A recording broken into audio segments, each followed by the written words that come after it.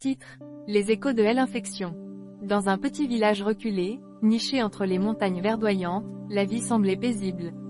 Les habitants, agriculteurs et éleveurs, vivaient en harmonie avec la nature.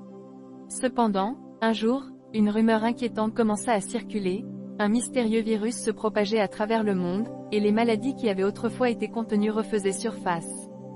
Tout commença avec un cas de grippe aviaire dans une ferme voisine. Les poules tombaient malades les unes après les autres, et le village entier était en émoi.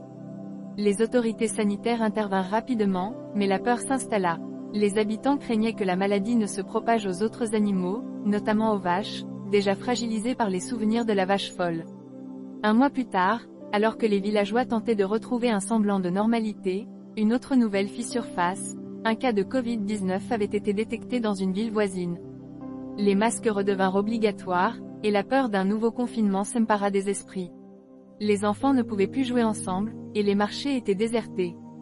Mais la situation ne s'arrêta pas là. Un matin, une rumeur encore plus alarmante se propagea. La variole du singe avait été détectée dans un pays lointain, et des cas suspects apparaissaient dans les grandes villes. Les villageois, déjà épuisés par les crises précédentes, se regroupèrent pour discuter de la situation. Ils décidèrent d'organiser une réunion d'urgence dans la salle des fêtes du village. Lors de cette réunion, une vieille sage du village, nommée Margot, prit la parole. Elle avait vu des épidémies de toutes sortes au cours de sa longue vie, et son regard perçant semblait capable de voir au-delà de la peur. « Nous devons nous unir, dit-elle. Chaque maladie est un écho de notre relation avec la nature. Nous avons négligé notre environnement, et maintenant, il nous le fait payer. » Ces mots résonnèrent dans l'assemblée. Les villageois réalisèrent qu'ils avaient perdu de vue l'importance de la biodiversité et de la santé animale.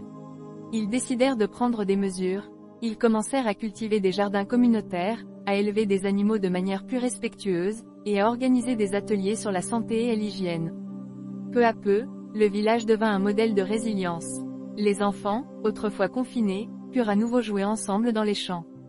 Les rires résonnaient à nouveau, et une nouvelle solidarité naquit parmi les habitants. Ils comprirent que, face à ces menaces, la clé résidait dans l'unité et la connaissance. Un jour, alors que le village célébrait ces nouvelles initiatives, un scientifique de la ville voisine vint leur rendre visite. Impressionné par leurs efforts, il proposa de collaborer pour étudier les interactions entre l'homme, les animaux et l'environnement.